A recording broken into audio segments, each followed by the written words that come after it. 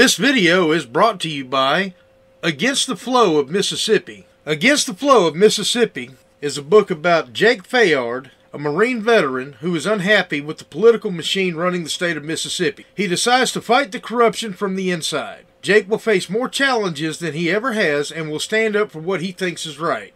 His notoriously hot temper will push him to the edge of murder, along with his friend and brother Kobe Barhanovich.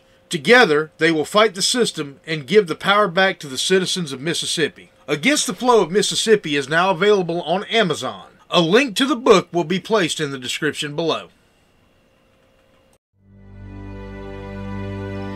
Welcome to History in the Eyes of a Southerner with your host, Anthony Allen. On this channel, we will take a journey through time and relate history to the contemporary eyes of modern America. I hope you enjoy the ride as I investigate and document the wonderful events that have shaped our present world.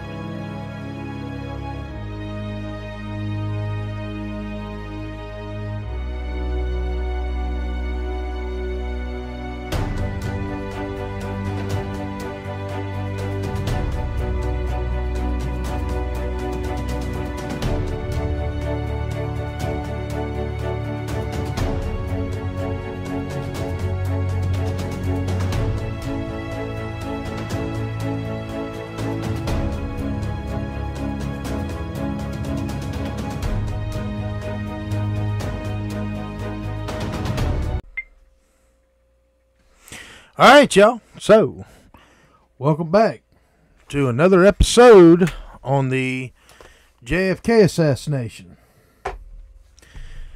You know, back in the 1960s, if you disbelieved what the government had to say, you were a bad person. You were a communist. You were anti-American. How dare you people, not believe what your government tells you? You should be ashamed. In fact, you need to go ahead and renounce your American citizenship. This was the attitude of the day. And I'm not exaggerating here. From every account, now, obviously I wasn't alive in the 1960s. I was born in 1984. Ironically, 1984, George Orwell. Yeah, sorry, I'm easily amused. Anyway, you either towed the party line in the 1960s or you were a communist.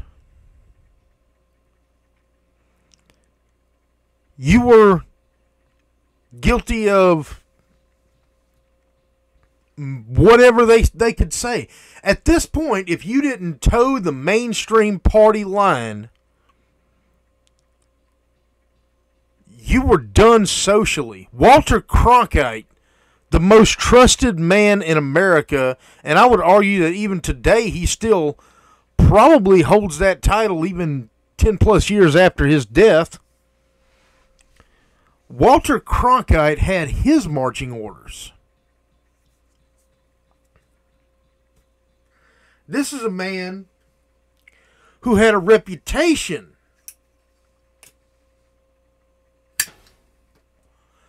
for telling it how it was. So y'all imagine this. It's November 23rd, 1963, the day after the assassination. And you're sitting at a lunch counter. And of course, the initial shock and awe is really starting to settle in. You're feeling uneasy.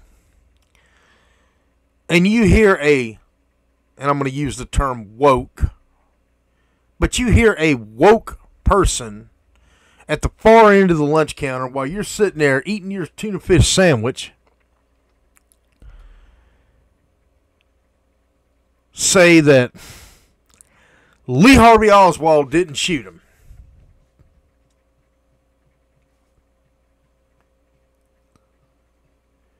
What are you thinking? What's going through your mind? Well, what's going through your mind is, how dare this person say this? Because this is what you were programmed to think. If you watch my other series on Joe McCarthy, you will understand the mindset of a lot of people in the late 1950s and early 1960s when it came to dealing with the communist ideas. You either towed the party line or you are a communist. There's no middle ground.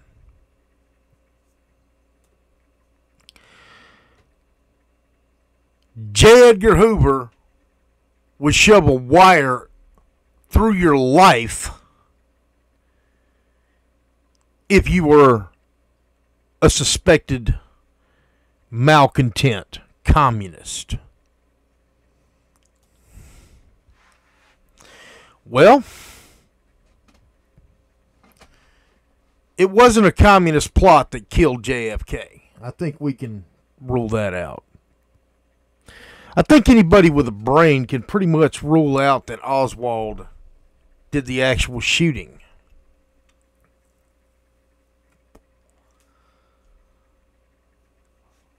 But let's talk about something else. Let's talk about somebody else who was never in 1963 questioned.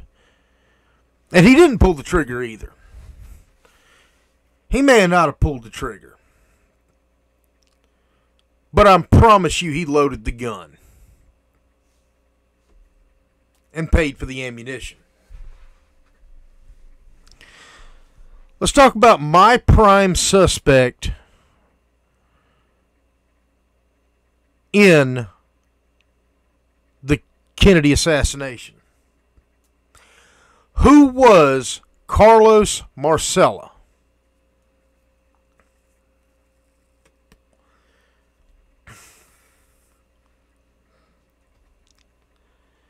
Carlos Marcello was mainly a good man. I will admit that. He was a shrewd businessman.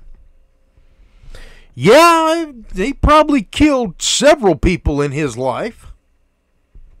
More than certainly we'll ever know about. I'm sure of that.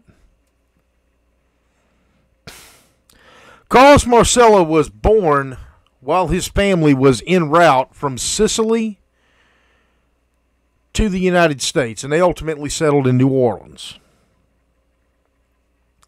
He was born in 1910 in Tunisia.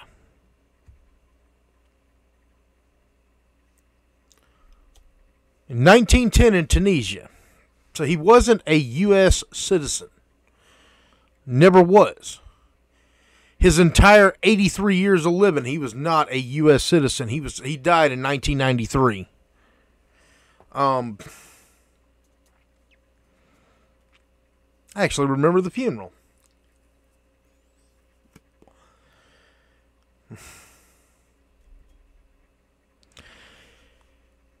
In the 1920s, he made his way to the French market, which is located in the French Quarter in New Orleans. If you can't tell by my backdrop, I have a lot of ties to New Orleans. Maybe in Florida now, but you know, you can tell where I stand. Anyway, I digress. Carlos Marcello ran New Orleans. He learned at an early age that if you got to the right people and you made the right connections and the right friends, especially in the French Quarter, you'd get away with a lot. His first stint in prison happened in about 1928. He robbed a bank. Got $7,000 out of it, which $7,000 is, in today's money, it's a lot.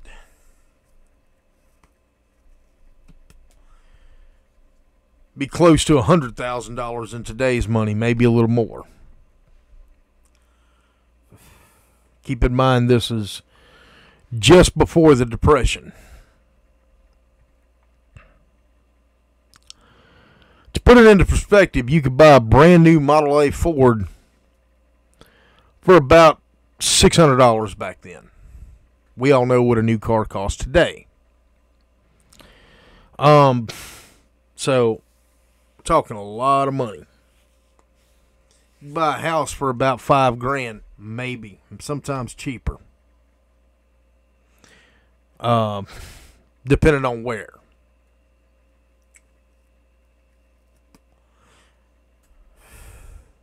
That's house with a nice house with nice land around it, nice yard, in a nice neighborhood. Yeah, it's about $4,000 or $5,000 back then. So we're talking a hell of a lot of money. And what happened is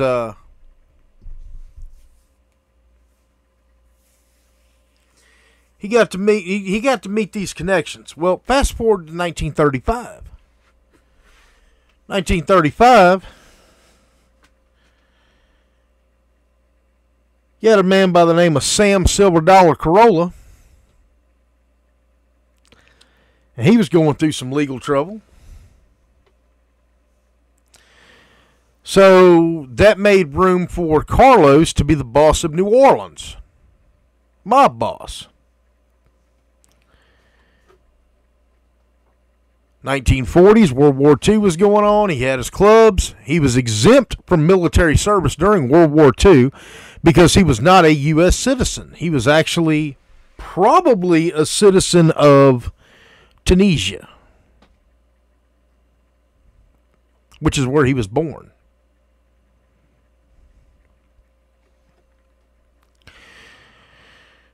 Well, the Kefauver hearing started going after him.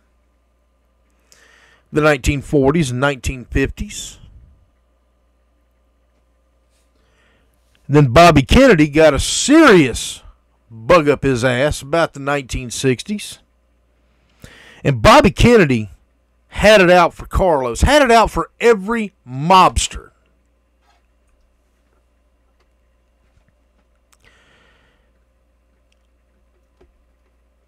And he actually had the INS deport Carlos from New Orleans in his whole suit and drop him off in the jungle of Guatemala, which really put him in a bad mood. This is not a man that you play with. I mean, he was a good man. But you don't play with these people. These are not people that you really want to step on their toes. Obviously, we are talking about the Italian Mafia.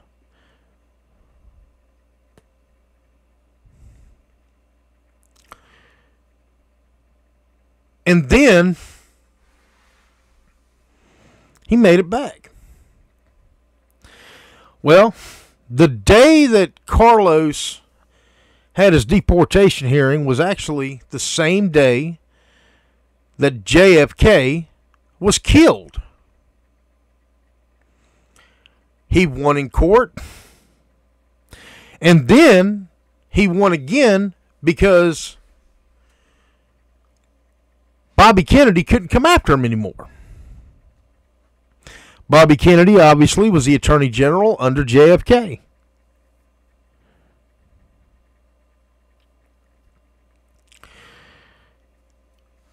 Carlos Marcello said, "You cut the head off the snake, the body dies." And that's what he did.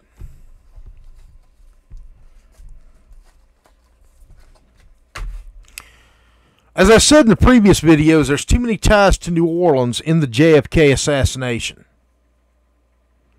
Way too many people. And I'm not going just solely off of what Jim Garrison said, although I do consider him a link to New Orleans. Going by other things too.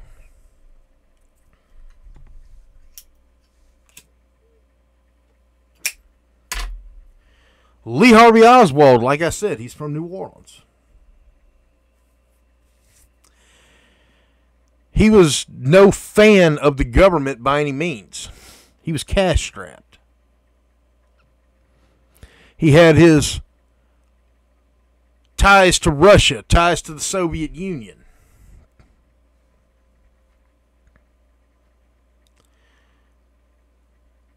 With his ties to the Soviet Union, made him the perfect fall guy. Jack Ruby also had mob connections. He was the cleaner. Because Lee Harvey Oswald was so erratic with his behavior, he had to be silenced.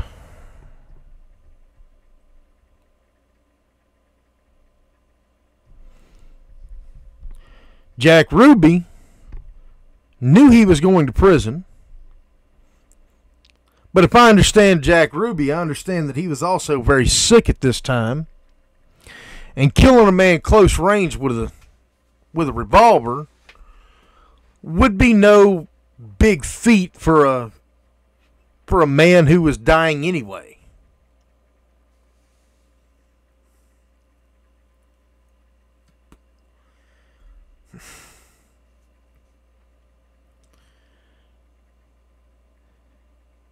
Fast forward to the 1980s. Carlos Marcello is in prison. He'd battled the government for years and won a lot of the times. Carlos was such a beloved man in the city of New Orleans that it was hard to find somebody who was going to convict him. Find 12 people to convict him. So they eventually tried him outside of New Orleans, and that was what got him.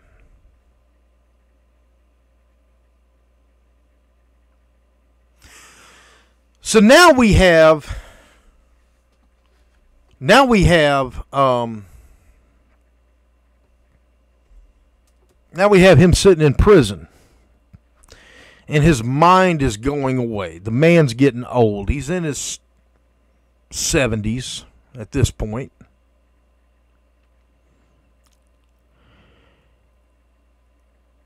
And he starts making comments about, I'm going to get that son of a bitch Kennedy. I'm going to get that son of a bitch Kennedy. You know, it's the beginning of the long goodbye, the beginning of Alzheimer's. And the FBI was brought in to question him. And he never spilled the beans.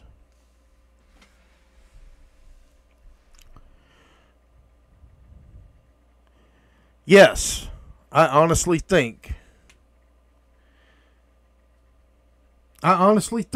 that people like Carlos Marcello was involved. I don't think it was a communist plot. I think it was a mob plot. I think Carlos was at the head of it because he just didn't take any crap off anybody. I think that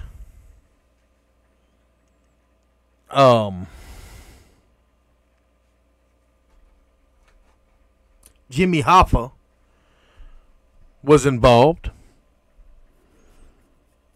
Let's face it, Jimmy Hoffa refused to lower the flag at half-mast on his union.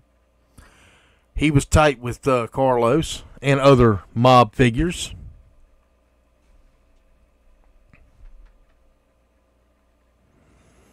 These are things that I believe.